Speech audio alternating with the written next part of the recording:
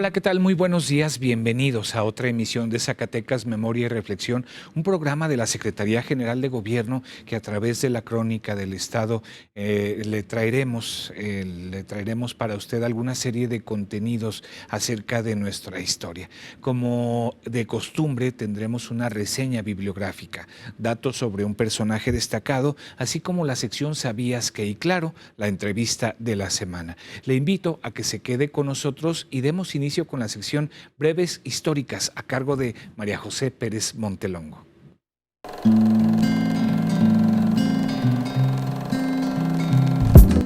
Los invito a conocer referentes históricos sobre nuestro estado de Zacatecas que nos permitirán conocer el pasado y así entender nuestro presente. En el año de 1911, maderistas al mando de Luis Moya y Pánfilo Natera tomaron San Juan de Mezquitán y San Miguel del Mezquitán, Zacatecas, sin encontrar resistencia. Estos dos son las cabeceras de los actuales municipios de Juan Aldama y Miguel Auza. El Cine Ilusión de Zacatecas fue inaugurado por Francisco Guadiana en el año de 1939. Para esta premier fue proyectada la película Martín Garatuza y amenizada por la banda de música del estado de Zacatecas. El maderista Luis Moya Regis es considerado el primer zacatecano que se levantó en armas en la Revolución Mexicana. En el año de 1747, la mulata fresnillense Quinterino Basilio de Castañeda fue acusada de bigamia. Primero se casó con un mulato de Jerez y más tarde con un mestizo de Mazapil, a lo que se le condenó a 6 meses de reclusión y al destierro de por vida de los municipios antes mencionados. Para Zacatecas, Memoria y Reflexión, María José Pérez Montelongo.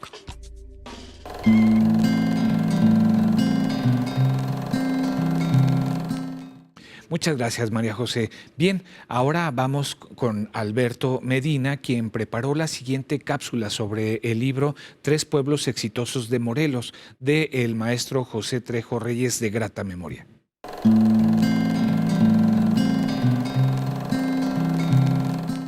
Como pequeño prólogo, nos es muy grato comentarles que la Crónica del Estado tiene un acervo importante de libros escritos por cronistas municipales, historiadores e investigadores que pretenden encontrar los puntos más fieles de la historia del Estado de Zacatecas, para dar más veracidad y exactitud a todo lo que ha llevado en conjunto al Estado a ser lo que es hoy.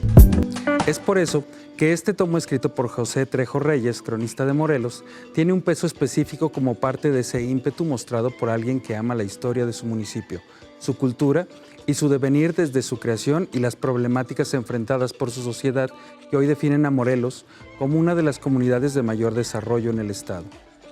El escritor ha decidido contarnos la historia de las 3 mayores comunidades que después de la cabecera han sido fundamentales para el crecimiento social, cultural y económico del municipio y que son una muestra fehaciente del carácter resiliente y aguerrido que caracteriza al morelense en particular y al zacatecano en general. Hacienda Nueva, Las Pilas y Noria de Gringos son retratadas de forma cronológica, pero también de forma emotiva y pasional, como debe contarse la historia del terruño y sus complejidades. Yendo tan lejos en el tiempo como es el siglo XVII, nos encontramos con los antecedentes bien detallados de la creación del municipio y sus comunidades que hasta 1825 fueron parte de Pánuco y luego de Betagrande hasta 1869, cuando por fin se conformaron en lo que hoy conocemos como Morelos, Zacatecas. Datos de gran importancia para futuros investigadores e historiadores son recopilados en este volumen de forma clara y puntual, aderezados con leyendas, sucesos, personajes y actividades culturales, económicas, lúdicas y religiosas que dan una imagen clara y contundente de una población vibrante y pujante.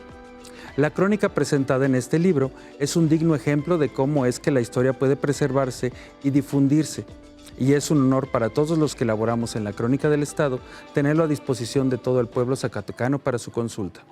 Para Zacatecas, Memoria y Reflexión, Alberto Medina.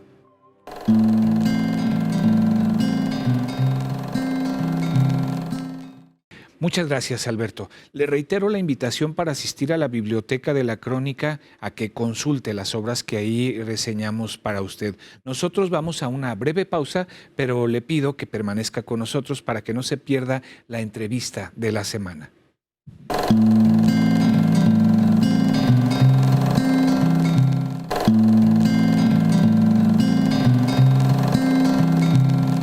Bien, ya regresamos a Zacatecas Memoria y Reflexión. Agradecemos que continúe con nosotros. El día de hoy tuvimos una charla con la doctora Emilia Reséndez, con quien platicamos acerca de los jesuitas en Zacatecas. Le invito a que veamos esta charla a continuación.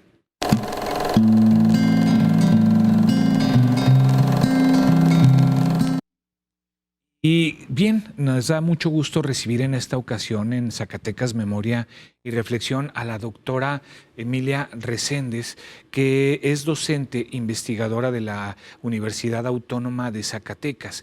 Y bueno, uno de los temas de estudio, uno de los temas que ha abordado a profundidad la doctora es la presencia de la Orden de Jesús en Zacatecas. Y bueno, en ese sentido, pues sí, me gustaría que platicáramos un poco, doctora, mil gracias por estar con nosotros esta mañana, sobre la presencia, la impronta, la relevancia de la presencia de la Orden de Jesús en Zacatecas, sobre todo en el ámbito educativo, cómo llegaron a fundar, a establecer pues, instituciones educativas de gran calado, no solo para Zacatecas, sino para la Nueva España en general. Muy buenos días a todo el público. Muchas gracias a la Crónica de Zacatecas por invitarme a participar. Gracias y darles a conocer pues parte de las investigaciones que realizamos en la universidad. Sí. Yo creo que se ha hecho una sinergia muy importante y agradable. Y muy buena para el público zacatecano, sí, porque con las actividades que ustedes organizan nos dan esta oportunidad, sí, de estar aprendemos, sí, hasta de llevarle a las personas de Zacatecas estos conocimientos. Pues sí, efectivamente, la Compañía de Jesús fue durante la etapa novohispana, o llamada anteriormente etapa colonial, o la institución, podemos decir, más importante en Zacatecas, sí, en impartir educación, pues primeramente elemental, de primeras letras, y posteriormente se fueron creando la cátedra de gramática, la cátedra de filosofía y posteriormente la cátedra de teología. Sí, ahora, muchos pues nos hemos enterado de que la sede del Colegio de San Luis Gonzaga, de la Purísima Concepción, que es lo que actualmente ocupa el Museo Pedro Coronel.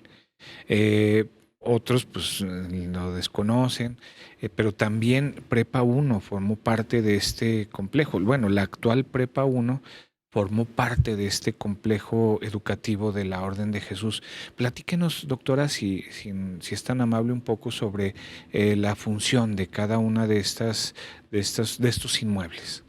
Bueno, en donde hoy se ubica el Museo Pedro Coronel, es el edificio en donde los jesuitas tenían su claustro, donde también empezaron a dar primeras letras, y ahí fue donde siempre dieron las clases, sí, en ese edificio. De acuerdo con la descripción que hay en el inventario que se levantó en 1767, el edificio, en el momento que los expulsaron, ya era como lo conocemos de manera exterior. Tenía, sí, sus dos patios, tenía esa distribución que existe. Solo fue modificándose los interiores, porque ya sabemos que el edificio fungió como cárcel, que durante mucho tiempo estuvo abandonado, cerrado, en fin. Y en ese edificio, aparte del claustro, que era donde vivían los jesuitas, también ahí estaban en la segunda parte, era dedicada principalmente para dar las clases. Donde hoy es la Preparatoria 1, ahí se estableció lo que sería conocido con el nombre del Colegio de San Luis Gonzaga, que se funda a partir de 1758, se inician las gestiones y pues realmente es lo que va a sentar las bases de la educación superior. Pero este edificio pues no fue concluido, y antes de la expulsión los jesuitas no tuvieron oportunidad de dar clases ahí. Ahí solamente se hospedaban los alumnos que iban a estudiar y que ahí hacían su vida cotidiana. Ahí vivían, tenían su capilla, tenían su pequeña biblioteca, había un padre rector, un padre director de aposentos, y los estudiantes tampoco eran muchos, eran 24 estudiantes. Seguramente que casi todos foráneos, porque estaban como internos. Sí. Y atravesaban la calle para ir al edificio del Colegio de la Purísima Concepción, que era, no hay una descripción específica de cuáles eran los espacios donde se daban las clases. Sí. Pero por la descripción que hace el escribano, de dónde estaban los aposentos y el número de aposentos, dónde estaba la dirección, dónde se ubicaba el padre rector del colegio principal, que era el Colegio de la Purísima Concepción o Colegio de la Compañía, o sea, el Museo Pedro Coronel, pues suponemos que las clases se impartían en la planta baja, tanto de un patio como del otro. Ajá. Tanto para las primeras letras como para los grados más superiores, sí. Claro, sí, como para la cátedra de gramática, la cátedra de filosofía y la cátedra superior, que era la de teología. En esos espacios era donde se impartían. Entonces yo por eso siempre he afirmado que la Universidad Autónoma de Zacatecas tiene sus raíces allí, en la Compañía de Jesús. Sí. Aunque se ha negado mucho, ¿verdad? Sí, y hay historiadores que dicen, no, la historia de la universidad inicia con la Casa de Estudios de Jerez. Sí. Bueno, sí, y ya es un proceso, y esto es cuando se secularizó la educación. Sí, la secularización. Y de hecho, cuando son expulsados en 1767, el colegio permanece cerrado, se mantienen las clases hasta que finalice el año escolar, que era en diciembre de 1767. Luego se cierra y después de 10 años es entregado a los dominicos, pero sí, administrado por el ayuntamiento. Sí, ya. Ya es con otra orientación, sí, una orientación secular. Sí. Pero entonces la Compañía de Jesús es sumamente importante, pues no solamente porque nos legó este magnífico templo barroco, que luego será el más conocido como el Templo de Santo Domingo. A mí me parece bien importante que nuestro público sepa que ese era el templo de la Compañía de Jesús, y que así como lo conocemos, así fue como lo dejaron ellos en 1767 cuando se expulsión. Seguramente que no está exactamente. Se han desaparecido seguramente pinturas, sí, obras de arte, muchas cosas, pero en términos generales fue uno de los grandes legados. Que es otro tema, porque después nos enteramos de que para que los dominicos ocuparan ese templo, una de las condiciones fue que no movieran nada de lo que había dejado la Orden de Jesús, que todo lo dejaran tal cual como lo había dejado la Orden de Jesús. Y bueno, pues cómo cambia de vocación el edificio del Colegio de la Santísima Divina Concepción, de la Purísima Concepción. La Purísima Concepción, la sí, falta de práctica, sí. Pero cómo cambia de vocación, cómo después queda esa, siento yo, doctora, a lo mejor un poco así, un tanto místico, cómo queda esa energía, y luego llega ahí la primera imprenta de Zacatecas y ahí la establecen, y cómo, bueno, después vienen otras la guardia, lo que era el equivalente a la policía del Estado, ahí también se establece cómo cambia pues de vocación esto, pero el colegio, lo que es el Colegio de San Luis Gonzaga, pues mantiene, ¿no?, esa vocación educativa, que a final de cuentas yo creo que es de justicia reconocer que la raíz de nuestra Universidad Autónoma de Zacatecas, nuestra alma mater, pues se encuentra allí con la Orden de Jesús, que fueron los que sembraron esta semilla, ¿no?, educativa, y que después tuvo que secularizarse por las circunstancias políticas, sociales que vinieron después, pero creo que a ellos se les tiene esta deuda, ¿no?, para con la educación y la cultura en Zacatecas. Sí, es muy importante y es muy bueno reconocer, porque efectivamente este edificio de la Prepa 1, donde se encuentra hoy la Prepa 1, que también fue el edificio de la Rectoría y que fue el instituto, que se convierte en el Instituto de Ciencias, luego en el Instituto Autónomo, ¿verdad? Pues es ese edificio emblemático, sí, que por supuesto también ha sufrido muchas modificaciones, sí, porque recién que los jesuitas se instalan ahí, pues apenas eran como los dormitorios, el comedor, los espacios para que los estudiantes hicieran como sus tareas, podemos decir. Pero después se establece el Colegio de San Luis Gonzaga, y cuando se cierra y se lleva las cátedras a la Casa de Estudios de Jerez y después vuelve, ese es el espacio donde vuelve, ¿verdad?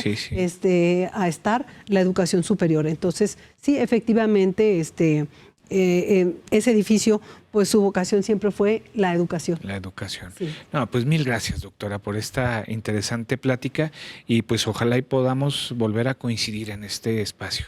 Claro que sí, con mucho gusto. Este fue uno de tantos temas que hay sobre la Compañía de Jesús, ¿verdad? Que se puede hablar del templo, que se puede hablar más sobre este edificio del Pedro Coronel, del Museo Pedro Coronel, pero pues de los personajes. De los personajes. El tiempo se va rapidísimo. Muchísimas gracias a todo el público que nos ha escuchado, y muchísimas gracias a la crónica. Sí, gracias. Continuamos en Zacatecas, Memoria y Reflexión.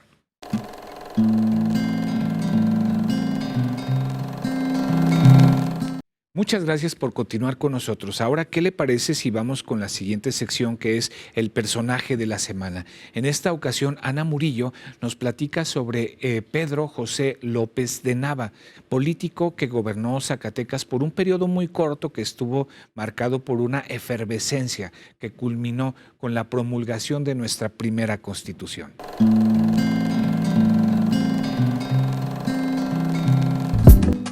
Con ustedes, un personaje más de nuestro estado, Pedro José López de Nava.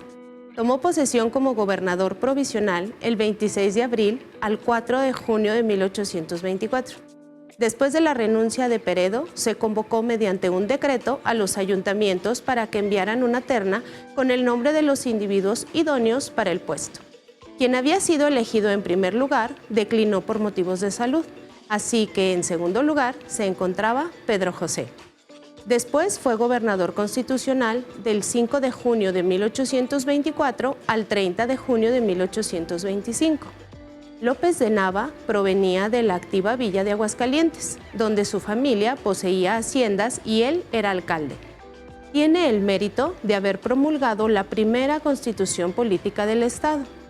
Pedro José López de Nava fue hermano de Agustín López de Nava, abogado, que participó en el cuerpo de redactores del periódico La Estrella del Norte, líder político y juez de primera instancia en varios juzgados zacatecanos. Pedro José López de Nava, personaje que se suma a los renglones que narran la historia jurídica de nuestro estado. Para Zacatecas, Memoria y Reflexión, Ana Isabel Murillo.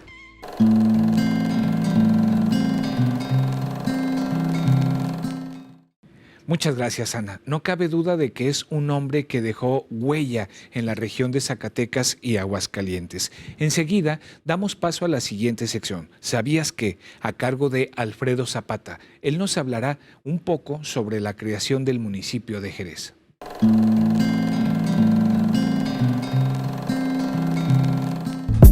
Excelente día para todos los que nos acompañan al otro lado del televisor. En esta sección les hablaré de la fundación del municipio de Jerez, Zacatecas. ¿Sabías que, al pie del Cerro de los Cardos, se extiende un valle anchuroso de tierras fértiles, donde en dicho valle se levantó la Real Villa de Jerez de la Frontera, actualmente Jerez, Zacatecas? La audiencia de la Nueva Galicia mandó fundar la antigua Villa de Jerez de la Frontera en 1569.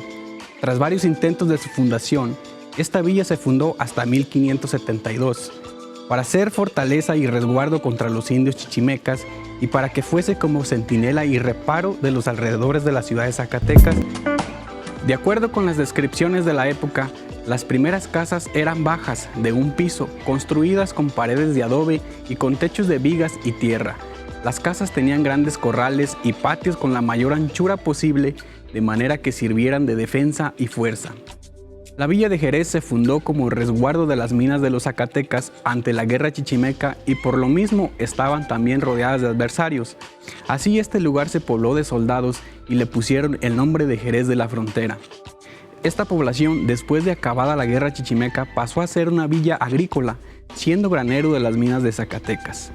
Su principal fundador fue el capitán Pedro Carrillo Dávila, personaje originario del municipio de Jerez de los Caballeros, Extremadura, España.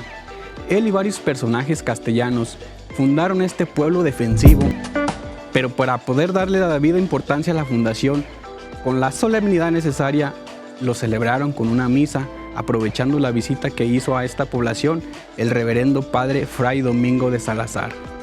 Tiempo después, ya fundada esta localidad, Jerez fue la cabecera del partido político de su mismo nombre y comprendía en su jurisdicción los actuales municipios de Tepetongo, Susticacán, Montescobedo y el propio Jerez. Lo gobernaba un jefe político, nombrado siempre por el gobernador del estado, con la recomendación y el apoyo de los señores influyentes del pueblo. En el año 2007, esta bella población se convierte en el primer municipio del estado de Zacatecas en recibir el nombramiento de pueblo mágico. Para Zacatecas, Memoria y Reflexión, Alfredo Zapata.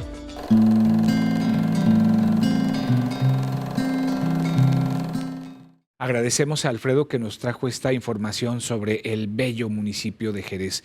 Ya le había adelantado que estaríamos revisando la historia de ciertos municipios con motivo de sus 200 años de conformación. Pues hasta aquí llegamos este día en Zacatecas, Memoria y Reflexión. Le agradecemos el favor de su atención y le invitamos para que nos acompañe en nuestra próxima edición de este programa por el canal 24.1, por YouTube, por Facebook y redes sociales del Sistema Zacatecano de Radio y Televisión, donde además puede consultar cualquier otro de los programas que conforman la carta programática de este Sistema Zacatecano de Radio y Televisión. Gracias por el favor de su atención.